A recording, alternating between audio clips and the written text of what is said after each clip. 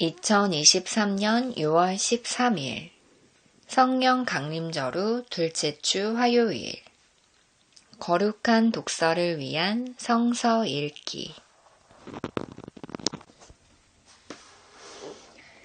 시편 119편 주님의 법을 찬양함. 주님께서 말씀하신 그대로 주님의 인자하심과 구원을 내게 베풀어 주십시오.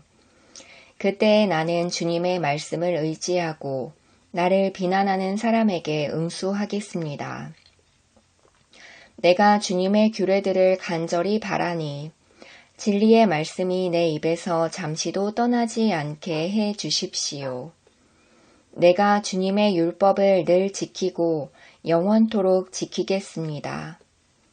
내가 주님의 법도를 열심히 지키니 이제부터 이 넓은 세상을 거침없이 다니게 해 주십시오.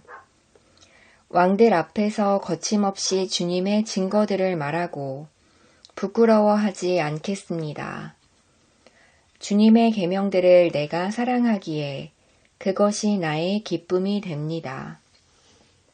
주님의 계명들을 내가 사랑하기에 두 손을 들어서 환영하고 주님의 율례들을 깊이 묵상합니다. 제1독서 창세기 17장 할례 언약의 표 아브라함의 나이 99이 되었을 때 주님께서 그에게 나타나셔서 말씀하셨다. 나는 전능한 하나님이다. 나에게 순종하며 흠 없이 살아라. 나와 너 사이에 내가 몸소 언약을 세워서 너를 크게 번성하게 하겠다. 아브라함이 얼굴을 땅에 대고 엎드려 있는데 하나님이 그에게 말씀하셨다. 나는 너와 언약을 세우고 약속한다. 너는 여러 민족의 조상이 될 것이다. 내가 너를 여러 민족의 아버지로 만들었으니 이제부터는 너의 이름이 아브람이 아니라 아브라함이다. 내가 너를 크게 번성하게 하겠다. 너에게서 여러 민족이 나오고 너에게서 왕들도 나올 것이다. 내가 너와 세우는 언약은 나와 너 사이에 맺는 것일 뿐 아니라 너의 뒤에 오는 너의 자손과도 대대로 세우는 영원한 언약이다. 이 언약을 따라서 나는 너의 하나님이 될 뿐만 아니라 뒤에 오는 너의 자손의 하나님도 될 것이다. 네가 지금 나그네로 사는 이 가나안 땅을 너와 너의 뒤에 오는 자손에게 영원한 소유로 모두 주고 나는 그들의 하나님이 될 것이다. 하나님이 또 아브라함에게 말씀하셨다. 너는 나와 세운 언약을 잘 지켜야 하고 네 뒤에 오는 너의 자손도 대대로 이 언약을 잘 지켜야 한다. 너희 가운데서 남자는 모두 할례를 받아야 한다. 이것은 너와 네 뒤에 오는 너의 자손과 세우는 나의 언약, 곧 너희가 모두 지켜야 할 언약이다. 너희는 포피를 베어서 할례를 받게 하여라. 이것이 나와 너희 사이에 세우는 언약의 표이다. 대대로 너희 가운데서 남자는 모두 난 지 8해 만에 할례를 받아야 한다. 너희의 집에서 태어난 종들과 너희가 외국인에게 돈을 주고서 사온 종도 비록 너희의 자손은 아니라 해도 마찬가지로 할례를 받아야 한다. 집에서 태어난 종과 외국인에게 돈을 주고서 사온 종도 할례를 받아야 한다. 그렇게 하여야만 나의 언약이 너희 몸에 영원한 언약으로 새겨질 것이다. 할례를 받지 않은 남자, 곧 포피를 베지 않은 남자는 나의 언약을 깨뜨린 자이니 그는 나의 백성에게서 끊어진다. 하나님이 아브라함에게 또 말씀하셨다. 너의 아내 사례를 이제 사례라 하지 말고 사라라고 하여라. 내가 그에게 복을 주어 너에게 아들을 낳아주게 하겠다.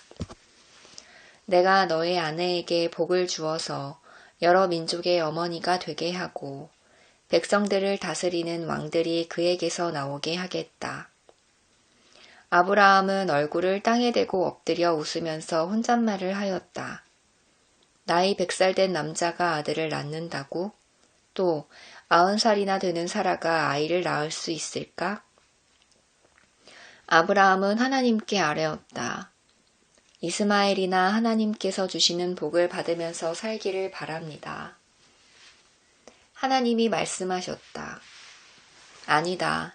너의 아내 사라가 너에게 아들을 낳아줄 것이다. 아이를 낳거든 이름을 이삭이라고 하여라. 내가 그와 언약을 세울 것이니 그 언약은 그의 뒤에 오는 자손에게도 영원한 언약이 될 것이다. 내가 너의 말을 들었으니 내가 반드시 이스마엘에게 복을 주어서 그가 자식을 많이 낳게 하고 그 자손이 크게 불어나게 할 것이다. 그에게서 12명의 영도자가 나오게 하고 그가 큰 나라를 이루게 하겠다. 그러나 나는 내년 이맘때에 사라가 너에게 낳아줄 아들 이삭과 언약을 세우겠다. 하나님은 아브라함에게 말씀을 다 하시고 그를 떠나서 올라가셨다. 바로 그날에 아브라함은 자기 아들 이스마엘과 집에서 태어난 모든 종과 돈을 주고 사온 모든 종, 곧 자기 집안의 모든 남자와 함께 하나님이 말씀하신 대로 포피를 베어서 할례를 받았다. 아브라함이 포피를 베어서 할례를 받은 것은 그의 나이 99살 때이고 그의 아들 이스마엘이 포피를 베어서 할례를 받은 것은 이스마엘의 나이 13살 때이다. 아브라함과 그의 아들 이스마엘은 같은 날에 할례를 받았다. 집에서 태어난 종과 외국인에게서 돈을 주고 사온 종과 아브라함 집안의 모든 남자가 아브라함과 함께 할례를 받았다.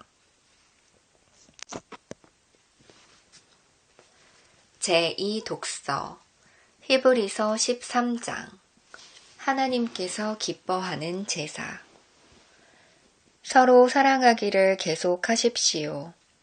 나그네를 대접하기를 소홀히 하지 마십시오. 어떤 이들은 나그네를 대접하다가 자기들도 모르는 사이에 천사들을 대접하였습니다. 감옥에 갇혀있는 사람들을 생각하되 여러분도 함께 갇혀있는 심정으로 생각하십시오. 여러분도 몸이 있는 사람이니 학대받는 사람들을 생각해 주십시오. 모두 혼인을 귀하게 여겨야 하고 잠자리를 더럽히지 말아야 합니다. 음행하는 자와 간음하는 자는 하나님의 심판을 받을 것입니다. 돈을 사랑함이 없이 살아야 하고 지금 가지고 있는 것으로 만족해야 합니다.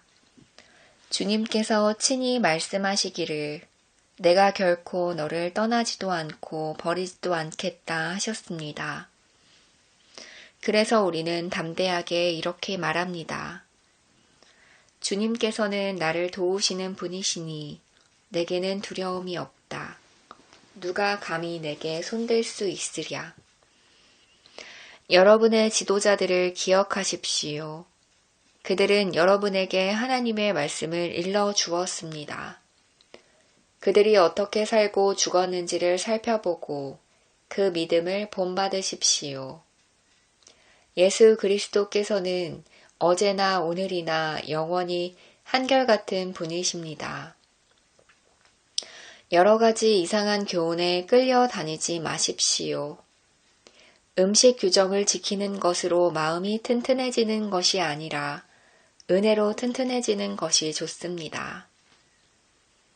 음식 규정에 매여서 사는 사람들은 유익을 얻지 못했습니다.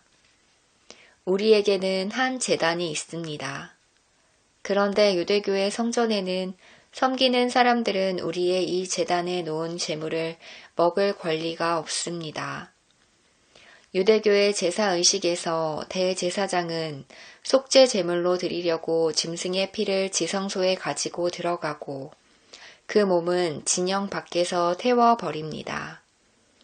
그러므로 예수께서도 자기의 피로 백성을 거룩하게 하시려고 성문 밖에서 고난을 받으셨습니다. 그러함으로 우리도 진영 밖으로 나가 그에게로 나아가서 그가 겪으신 치욕을 짊어집시다. 사실 우리에게는 이 땅 위에 영원한 도시가 없고 우리는 장차 올 도시를 찾고 있습니다. 그러니 우리는 예수로 말미암아 끊임없이 하나님께 찬미의 제사를 드립시다. 이것은 곧 그의 이름을 고백하는 입술의 열매입니다. 선을 행함과 가진 것을 나눠주기를 소홀히 하지 마십시오. 하나님께서는 이런 제사를 기뻐하십니다. 아멘.